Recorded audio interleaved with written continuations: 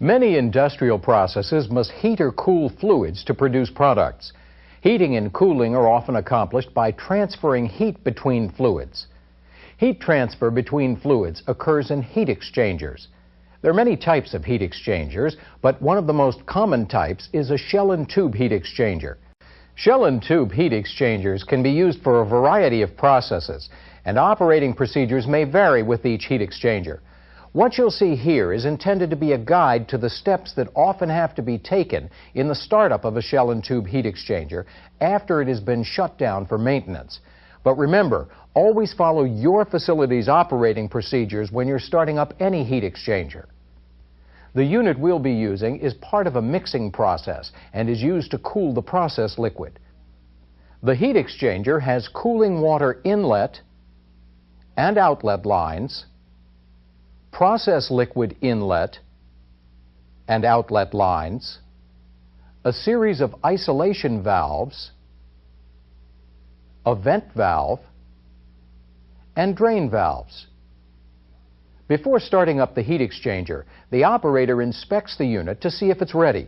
He checks the valves to make sure that all of the isolation, vent, and drain valves are shut. After he completes the initial inspection, he establishes the cooling water supply to the unit. He does this by calling the control room operator and having him open the shell side vent. Then he partially opens the shell side water inlet valve to slowly fill the shell side. Then he calls the control room to have someone there start the cooling water pump. When the cooling water pump is started, cooling water will fill the shell side of the heat exchanger. Any air that is trapped on the shell side escapes through the open vent valve. As the shell side of the heat exchanger fills, the operator listens for air escaping. When the shell side is completely filled, he calls the control room and has them shut the vent valve. Then the operator opens the shell side inlet valve the rest of the way. At that point, he informs the control room that the shell side is lined up and that they can establish the proper flow rate through the shell. On the heat exchanger shown in this example, there is no isolation valve on the outlet of the shell side. Some shell and tube heat exchangers have an isolation valve on this outlet. With those heat exchangers, the isolation valve must be opened to complete the flow path through the unit. The next step is to line up the tube side of the heat exchanger. First, the operator opens the tube side vent valve. Then he partially opens the tube side inlet valve to allow the tube side to fill with process liquid and to remove any air or other gases that might be trapped on the tube side of the unit. When the tube side is filled, the operator closes the vent valve and opens the inlet valve the rest of the way. Then he opens the outlet valve. At this point, the startup is complete and the heat exchanger is in operation. After the operator reports to the control room that the unit is in operation, the control room establishes flow through the unit. Shell and tube heat exchangers are commonly used in a variety of processes, and each may have a different operating procedure. But remember, always follow your facility's operating procedures when shutting down any heat exchanger. During shutdown, the side of the heat exchanger with the hotter fluid is usually shut down first. This helps to prevent the heat exchanger from being overheated and damaged. Let's watch an operator as he takes a heat exchanger out of service. In this example, the heat exchanger, which cools a product from a reactor, is being shut down for maintenance. The tube side fluid is the hotter fluid. To shut down the heat exchanger, the operator closes the tube side inlet valve first, and then the tube side outlet valve. When the tube side has cooled, the operator opens the tube side drain and vent valves. This allows air to enter the tube side and drains the process fluid. The operator then shuts the shell side inlet valve. On the heat exchanger shown in this example, the shell side has no isolation valve on its outlet. Some shell and tube heat exchangers have an isolation valve on this outlet. With those heat exchangers, the isolation valve must be shut to completely isolate the heat exchanger. After the isolation valve is shut, the operator opens the cooling water drain and vent valves. Once all of the fluid is drained from the heat exchanger, the operator closes the vent and drain valves to complete the shutdown. Now, if the heat exchanger that's being shut down handles flammable liquids, it may have to be purged to reduce the possibility of a fire or an explosion caused by flammable vapors. Purging means forcing the process fluids out of the heat exchanger by a substance that won't react with the process fluid. Very often, steam or nitrogen is used. When a heat exchanger is in operation, operators must routinely check the unit to ensure that it's operating properly. This may include checking temperature and pressure instruments to make sure that their readings are within normal operating ranges, as well as checking the condition of the heat exchanger itself. By checking a heat exchanger's temperature instruments, an operator can tell how the temperatures of the fluids change as they pass through the unit. These values can also be used to determine the difference in temperature, or delta T, for each fluid. The delta T can be used to see if the unit is operating properly.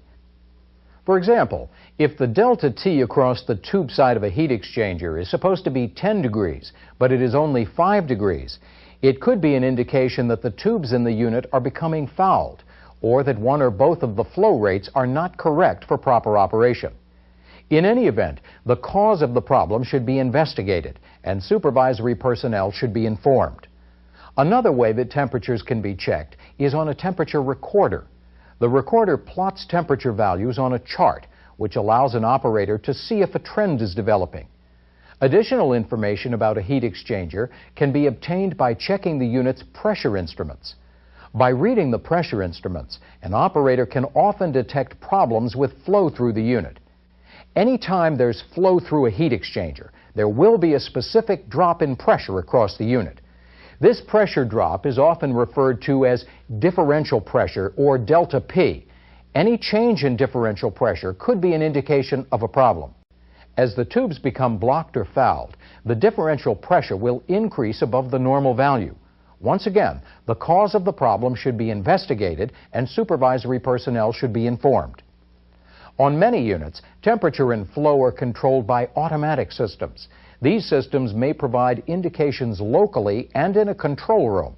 The indications in the control room can be compared to the indications on instruments located at the heat exchanger to verify that the heat exchanger is operating properly. If a problem is detected, it could be the result of the control valves not operating properly, or valves being out of position. Or it could be an indication that other equipment associated with the heat exchanger is not operating properly. For example, a low inlet pressure could indicate a problem with the pump that supplies the heat exchanger. Besides checking instrument readings, an operator should also check for leaks and for damaged or missing insulation. Problems such as these could affect the operation of the heat exchanger and pose hazards to personnel working in the area. In this topic, we looked at some basic procedures for the startup and shutdown of a typical shell and tube heat exchanger. We also looked at some operator responsibilities associated with operating a shell and tube heat exchanger. Now let's try a few practice questions. When the cooling water pump is started, cooling water will fill the shell side of the heat exchanger. Any air that is trapped on the shell side escapes through the open vent valve.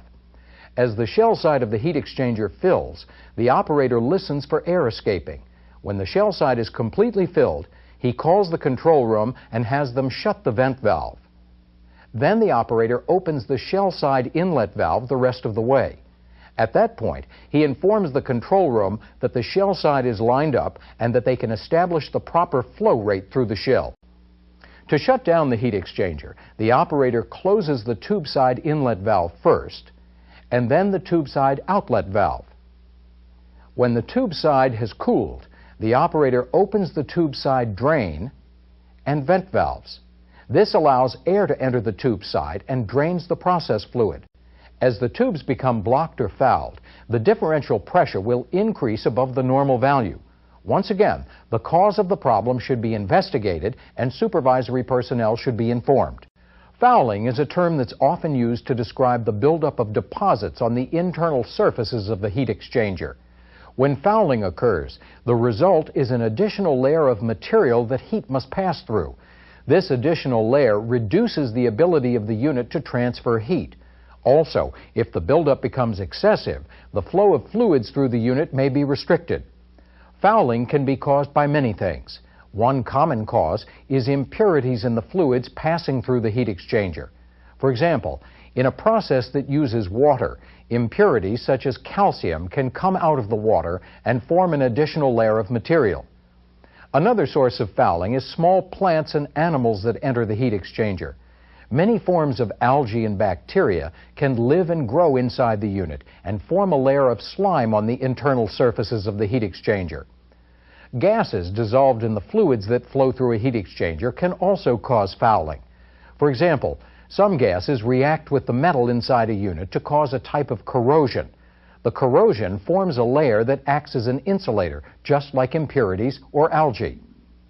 Different techniques can be used to minimize fouling. For example, filters and screens can be used to remove particles from the fluids before they enter the heat exchanger. Fouling can sometimes be minimized by adding chemicals to the fluids passing through a heat exchanger. For example, chemicals such as chlorine are often added to cooling water to reduce the amount of algae or other organisms inside a unit. In some situations, fouling can become bad enough to restrict the fluid flow. This problem may show up on the heat exchanger's instruments as an increase in the pressure drop or as a gradual decrease in the flow through the affected side of the unit. Fouling may also affect the temperature of both fluids passing through the heat exchanger. When fluid flow is restricted, the heat exchanger must be cleaned. One way that heat exchangers can be cleaned is by using chemicals. When this is done, a chemical solution is passed through the heat exchanger to dissolve the fouling on the walls of the tubes. Fouling on tube walls can also be removed by scraping or by spraying with high-pressure water or steam. However, these methods require the heat exchanger to be shut down and taken apart. In some heat exchangers, cleaning can be accomplished using a technique called backwashing. Backwashing is the reversing of flow through the heat exchanger. This technique is effective in temporarily dislodging materials from the ends of the tubes and the tube sheets. Tube leakage is a problem that can seriously affect the operation of a heat exchanger. It's usually caused by the failure of a tube as a result of overheating, erosion, or corrosion. Erosion is the wearing away of tube metal caused by the flow of fluids or by solid impurities in the fluids. Some fluids that pass through a heat exchanger may contain abrasive particles. As these fluids flow through the heat exchanger, the particles come into contact with the tube metal and erode the tubes. Eventually, the tube wears away in a spot and a leak forms. Corrosion chemically deteriorates tube metal to create a leak. Corrosion is caused by a chemical reaction between the metal in the heat exchanger and either the fluid passing through the unit or impurities in the fluid. The corrosion weakens the metal until a leak forms. The biggest problem that can result from leaks in a heat exchanger is the mixing of one fluid with the other fluid. For instance, if cooling water mixes with oil in a lube oil cooler, the water could damage the equipment that the oil lubricates. To prevent this type of damage from occurring, leaks must be detected. One way to check for tube leaks is to take and analyze a sample of the lower pressure fluid. When a leak occurs, the high pressure fluid leaks into the low pressure fluid. In some cases, you may be able to tell there's a leak by just looking at the sample. In other cases, a lab test may be required. To prevent leaks in some applications, the process fluids pass through filters or strainers to remove impurities that can erode the tube metal. Also, chemicals may be added to the fluids to control corrosion. Another method of controlling corrosion involves using a device called a sacrificial anode. When a sacrificial anode is used, impurities in water tend to react more readily with the anode than with the metal of the heat exchanger. So the sacrificial anode corrodes while the heat exchanger is less affected. Heat exchangers that are used with water often have sacrificial anodes made up of zinc plates mounted inside. When a leak does occur, some type of corrective action must be taken. If only a few tubes in a heat exchanger have leaks, it may be possible to plug the affected tubes. This prevents the tube side fluid from passing through those tubes and effectively eliminates the leak. However, plugging tubes reduces a heat exchanger's heat transfer capacity. If a lot of tubes are leaking, the unit will have to be shut down and the affected tubes will have to be replaced.